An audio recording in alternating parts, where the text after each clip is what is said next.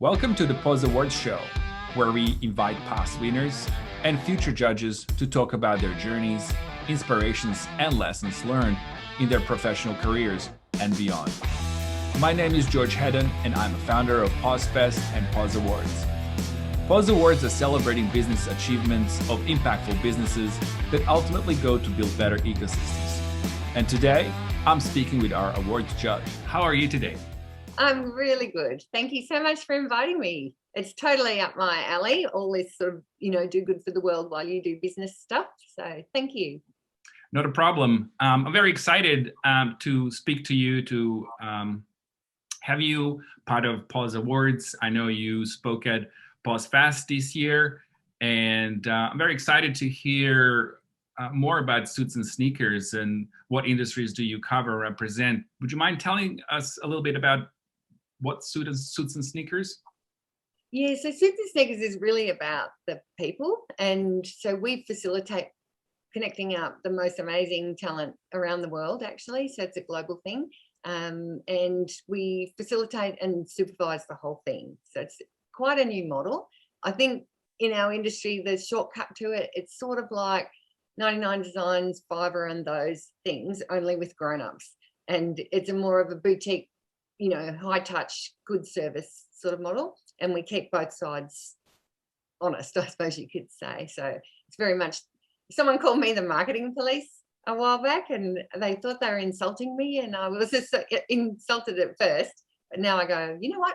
I am the marketing police. That's great. So you pretty much found a niche where you're delivering high quality service with curated and picked freelancers and people that you find a talent around the world that work for particular projects that you find. That's right, yeah. And so our market's probably, we have done some smaller businesses, but it's probably that mid-tier is the real sweet spot. We might support an agency with extra services, or we might, work with brands that have an in-house setup mostly, and then they just need to plug in a few things as it sort of happens. So it can be anything, any type of media, any type of content, any type of people, everything end to end in the industry. The one thing that we don't do is have paid media under our roof, because I feel like that's not ethical, because you can't have a recommendation for something that you have a vested interest in. So I'm really sort of picky about that. Yeah, but other than that, it's anything. So it's end to end, all flat. So you can go everything from research, marketing, advertising kind of world, production, visual effects, everything, all flat. Yeah. Okay, fantastic. You also kind of, I suppose, then act as creative HR. Yeah, it is a bit. Yeah, so there's proper contracts for people, and we're being the marketing police. Sometimes I'm, on this side going, hey, if you don't get that done by such and such, it's going to sort of mess up everything, and the client, that's going to be out of scope if you start doing that. And so we just sort of watch everybody and traffic the work. So not like an ad agency where you're kind of making a recommendation and you're driving the whole thing. We're not like that. We just make sure everyone's sort of doing what they're supposed to. Yeah, fantastic. You say you're a conscious capitalist. Can you expand on that and tell me how does that influence your work that you do with Suits and Sneakers? Yeah, it's a super good question, because I think it's misunderstood a little bit. And there's definitely businesses that are all about, social enterprise, and there's others that do related, corporate social responsibility and stuff like that. But what's unique about a conscious capitalist is you're really open to the fact that everyone needs to make some good money out of working in a professional environment, and you can work for businesses that are not for profits. I could work for a chemical company if I was to help them become more sort of conscious and eco-friendly and be on that journey with them. So there's not like this sort of criteria of, you've only got to work with certain types of people or whatever. So I feel like, there are 4 aspects of conscious capitalism. One is being purpose driven. So purpose doesn't gets mistaken for being sort of social cause or charity raising, and it's not that. But why do you do what you do? And that it usually is something to benefit the world or the customer. And good leadership, having a focus on good culture, and stakeholder management is like another really big aspect. So making sure that everyone is considered in the mix, and that includes community, it's all the employees, it's client, and I guess the suppliers. So for me, both sides of the fence can do wrong by each other. So that to me is, me being a sort of a conscious marketing practice, is making sure everyone's looking after each other and it's respectful. And sometimes I've got to be tough about it, but it's making sure everyone's actually complying with a set of rules and it's all clear. Yeah. Yeah. So conscious capitalism is actually a movement, but it's also a brand that like there is the conscious capitalist, I guess, organization as well. And I did volunteer to help them for some time, but even though I'm not doing that now, I still consider myself conscious capitalist with little C's. Well, it's a good that you decided that that's what you do and that's how you operate, and based on that, that's how you make decisions and who you work with and how you conduct your business, basically. That's right. Sometimes those choices, being a conscious capitalist, sometimes you have to make ethical decisions that don't always go in your favor. I was telling you before, like sometimes I've had to say I'm going to decline that client because it doesn't fit with the values of the company. Sometimes it's like would do wrong by the client if we did do the work. And then there are times like that where you nearly starve. But so there's the whole thing about, ethics doesn't, it's bigger than the commercial factor, really. Yeah, it's again, choosing what is the best project and brand to work with and to represent their product, their ethos, and what they sell. And that goes really well with a few categories this year that we introduced at Pause Awards. There are 4 categories that are in sustainability, 1 in ethics, circular, and there's another, the one that's kind of like on the edge of sustainability, but because it is about company culture and good side of it, then sort of it could be somewhat sort of put in that basket. And it would be good to have you review those applications from that will come under those categories. Oh, it'd be fantastic. I'm always so inspired by what people are doing in this space, and having in conscious capitalism, it's quite aligned with B Corp. So that world of, ethical businesses doing sort of good good for the world while you do business it's just, to me, the most inspiring thing. And there's no going back, is there? Yeah, no, it's the world is in this particular place right now with I'm going to sort of talk too much about pandemic right now, but then even beyond, there's a lot that needs fixing, and we need to change our attitudes, and we need to kind of be thinking more in line in what you sort of thinking and how you sort of doing, and how do we make our business decisions that are in line with doing better for our society and the community and ecosystem, and doing also good business. It's all possible if making money is not the top priority.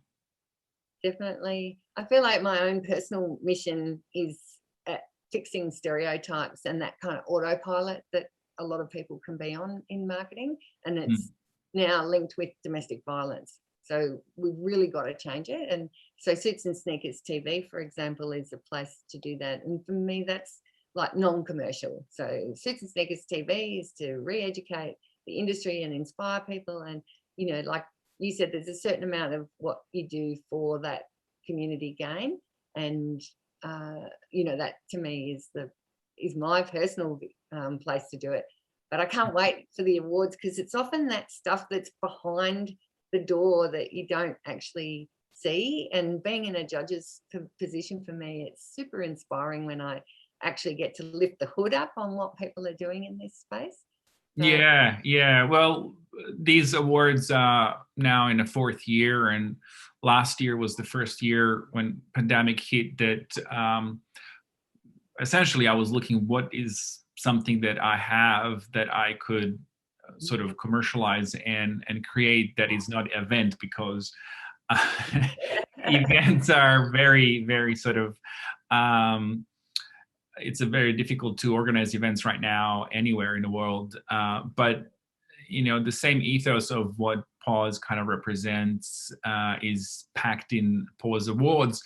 And once I kind of last year when I sort of started sort of thinking about it more and kind of really how do we bring this out to public, because 2 years before that we've done awards, but it was more internal and it was kind of coming from us, and we invest the time and energy to award people that we think are doing really good in the ecosystem. And then it was open for nominations last year, and this year it just kind of it was almost complete overhaul and introduced the 10 new categories, a lot of interesting things. But what's also really interesting that I found is that because these awards are sort of for startups, scale-ups, and some corporates that are doing really well, I suppose, in doing interesting and exciting and innovative work that can apply. There's not many awards in this space, especially not for sort of startup and scale up.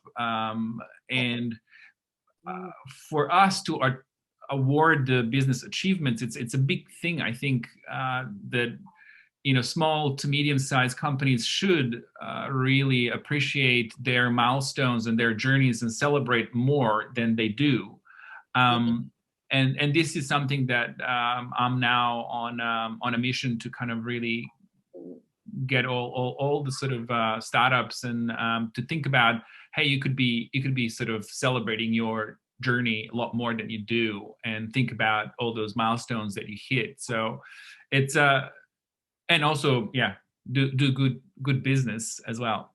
I agree with you, and I feel like it's sorely needed. There's definitely a lot of creative awards that acknowledge the work for brands that are doing something good for the world, whether mostly that tends to be a corporate social responsibility space. And then there's other awards for social enterprises, and like the ethical enterprise conference I spoke there, must be the year before, because last year I don't know what happened there.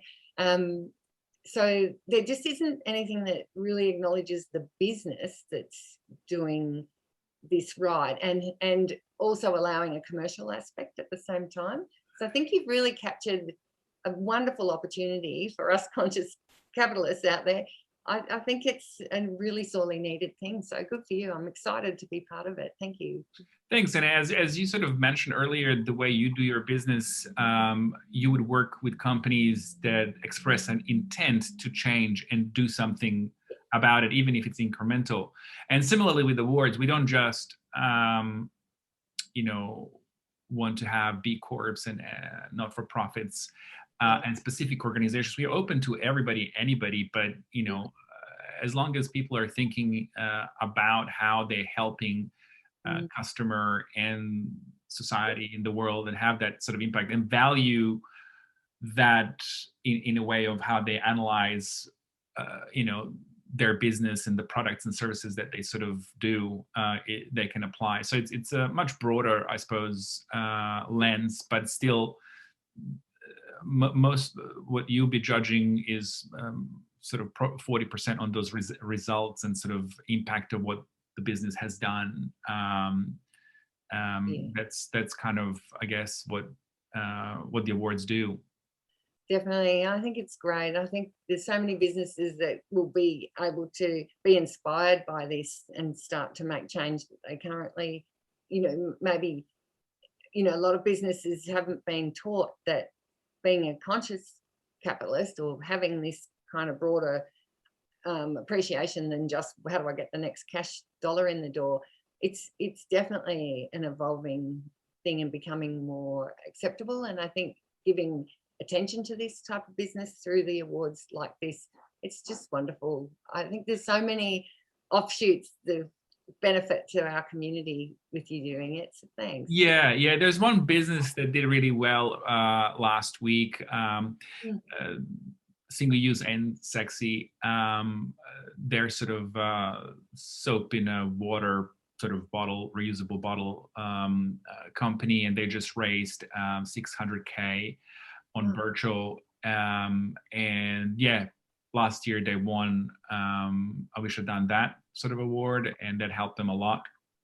oh, that's so good. Yeah. Yeah, yeah. So that's really good to kind of give them a little bit of a lift, have something to talk about, and get that sort of thumbs up from the industry, and then move on with their seed sort of raise or whatever they do, which is pretty amazing. I'm very happy that that did sort of raise the maximum amount that they set to do.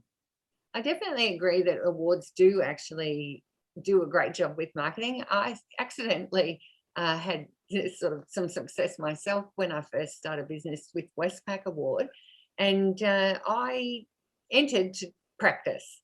I thought, you know what, I'll give it a go, and I'll just see what the process is like and how even entering an award would work. And my own situation, I felt like that just completely put me on the map. So I really encourage people to even just enter for the learning, even if it's just the first year or two, to just watch the standard and see how judges give you feedback. And then, don't have to be afraid of entering because you think you're not going to win. I think use it as a business tool and to learn how you can move forward, and then pip yourself to be at the post later. So I Yeah, felt I accidentally ended up being a winner of this award, which was amazing. And the exposure that it gave me for the business, even being a finalist in awards, which I've had myself with some things, even that really makes a big difference. And you know what? When you're in a smaller, like you say, enterprise, startup size, just to have that little boost to remind you that you're on track, and especially yeah, yeah, business yeah. doing good for the world. Sometimes there's hard decisions to make, and you've got that award to just go, you're doing it right. So, Yeah, yeah, it's a confirmation and affirmation of something is happening and it's going well. And yeah, as you said, it is, because you need to sort of sometimes think a little bit more focused on what is that you've done. I mean, we don't have a hard questions that we ask for people to answer, but even in doing so, it kind of like focuses you on what you have done, and what yeah, then it sets your mind to think about what you could do and what's the next thing, and kind of it's a bit of a reflection when you sort of feel that out, because you have to talk about yourself and your achievements and things. And to congratulate you on your sort of Westpac BNT Women in Media Amy sort of mm, honorees. I wanted to also ask you, being in your sort of marketing field for quite so many years now, great. um, yeah, what do you think are the few brands that do exciting sort of marketing these days, and why? Yeah, there's a couple of classics that you just can't go past. So for me, there's, with this conscious capitalist hat on, I am always really appreciating that. So Patagonia, just to me, is, the ultimate in this space. So, they're doing great marketing. They're a really successful business. They have a really decent product. But while they make a decent product, they're making impact in the world, and they're also just making sure that they're not harming the planet at the same time. Yeah, And so that is very purpose driven, and I 100% love that. At the same time, I don't mind just a good, classic good ad and good marketing too. And like there's brands like Red Bull, which some might argue is not exactly a conscious business, but I still admire an innovative model and people doing things differently. And their advertising has now become like a whole entertainment channel. So I think that's commendable too, when you're making such impact on the world. And in some ways, their purpose is now entertaining people. And I think, good on that too. So, They have quite significant budgets that go into yep. that. Yeah. But they're, But it's amazing to see, it's how they amazing. push people and what people do, I know, crazy. And things I would never do, frankly. Yeah. Very scary even to watch. Definitely, yeah. But good on them. And I'm a bit like got my mini TV channels, so to have something that's so epic and it's become the whole thing now, like I find that very inspiring personally.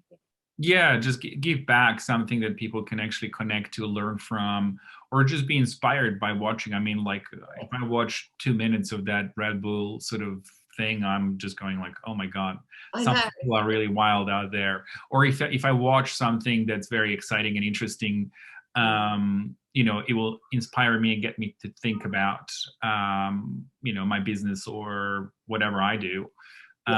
So that's good, creating a content that people will consume and have valuable sort of learnings from, or excitement. It's great. Good. It's funny because like all the years I've been in all sorts of parts of marketing industry, I still consider myself a producer at heart. So to think about, like you say, good entertaining content, I think there's nothing wrong with that. Yeah. So what is your what is if you can choose one or maybe two Yeah. interesting speakers that you have? I know there's a few categories there. There's a conscious marketing section. There's PR segment. There are a few. I mean, some of the conversations that you had with people. What are those that kind of stood out for you? Yeah, definitely for your community. I think that Thomas Kolster, he's from the Goodvertising agency. So it's another advertising agency. I think it was Denmark. And he's just a really decent guy and was just talking all about, businesses doing good. And he's also breaking the purpose-driven myth out too, because there's a lot of brands that are not being very authentic about that, and they're sort of doing it to cash in. So I really love that, how he's thinking about that and putting authenticity back into that purpose drive. And then good old creativity and inspiration. There's some really amazing talent in our industry who are just talking about their journey and how they've grown up in the industry. Darren Spiller, who's former executive creative director at some really big agencies. Like, we really got under the hood with him, and that's one of the most viewed episodes actually. And it's just normal. How did the creative person go from quite a blue collar world to be this guru in the industry? And I felt very inspired talking with him. I mean, I feel like every episode I've gone, oh, I just love this, but because I learn personally myself, and I'm like an avid learner. So for me, this is like everyone can learn something. There's something in it. I'm just inspired myself. Yeah, from each conversation, there's so much to kind of think about and learn from, and see how people have done things. Is there anything, since we're talking about this, is there anything in particular that you've learned over the past so many years?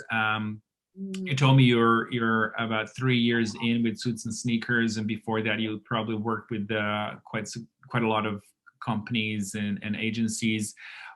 Is there something that you could share about that you've learned, especially now working, for yourself, that you didn't know before you stepped in to that sort of challenge? That's a super good question, actually, and I think this is one thing I talk about a lot. Like, and I have a specialty with LinkedIn, and I help people with lead generation, whatever. And then there's other businesses of all sizes, and I find that I do have one thread through everything. And at heart, I'm probably a producer who should have been a strategist. But I feel like the number one thing I would say to anyone, even personally, is stand for something. Once people know where you fit, what you stand for, then it's like the whole thing, just flows. The world, some could say that's about putting people in boxes. But I do think regardless of whether you have multiple things that you stand for, you can group them into one place. And I know for myself, when I have got so many multi-talents and I was talking about everything in marketing, I felt like I was just invisible. But the minute I said, and I almost like, I'm just sick of you all. I just think, I just want to stand for this. I just think this conscious marketing and doing the right thing in our industry, and all the best people are getting lost. I'm just done with all that. And then I stood for one thing, and it's just like really boomed since then. Yeah, it will. I guess it helps you focus on things, and you can say no to people or yes to some people. Before that, if you don't know what you are doing and for what reason, you kind of can say yes to anybody, and obviously that becomes a problem once you kind of trying to sort of be everything and anything. And you're now more focused, and now you sort of you know where your path is, and who your clients are, who your freelancers are, what type of work you're seeking to get, and what you do, which is great. Thanks. I mean, even a laundromat, right? Like any business out there can have a point of difference. It's a point of difference to stand for something. You can do it. And I would go as bold to say, if you don't have something, then make something. Yeah. You need that vision to keep you awake, and energize you. Yeah. Definitely. Sometimes it's not easy when you stand for something because you have to stand by it, and you can't always take on the certain jobs because they don't fit for you. But if you keep taking on things that don't fit, then you'll never get the things that do as well. Thanks. That was brilliant, and very true. And the last question I would like to ask you: beyond work, do you have any time to follow some other passions of yours that you have been thinking about? I am one of these people that is very consumed by work, and on the Sunday night I even go in a bar and I'll write blogs. But so that's, I go, oh, I went out on Sunday night. But I do have a little bit of a artistic side myself. So I love wood, actually.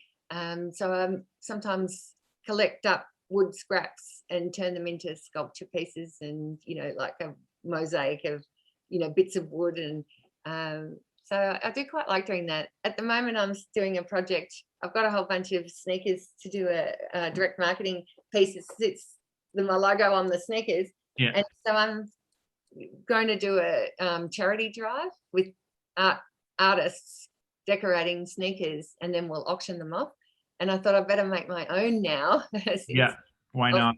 So I've started that as my after hours topic. So. Exciting. That's good. Getting more hands-on and away from computer and creative. Yeah, that's something that I would love to kind of get back into. I think I have a sort of a mental block of being creative and doing something with my fingers. And painting and drawing, that kind of stuff, which I did a long time ago. Oh, really? Oh, maybe you need a pair of sneakers to decorate. Just a flat paper, it would be fine. Thank you so much, Anne, for today and for being a POS Awards Judge 2021. Looking forward to working with you, and thanks for sharing some of your world, what you've done and what you believe in, and how you operate. It's very meaningful for us and for everybody else that's entering POS Awards to know who will be reading their applications. And yeah, it's very exciting to have you. Thank you so much. Thanks so much for being involved. I can't wait to be inspired. And practice, enter and practice. Thanks. Everyone. Yeah. Thank you so much. See you soon.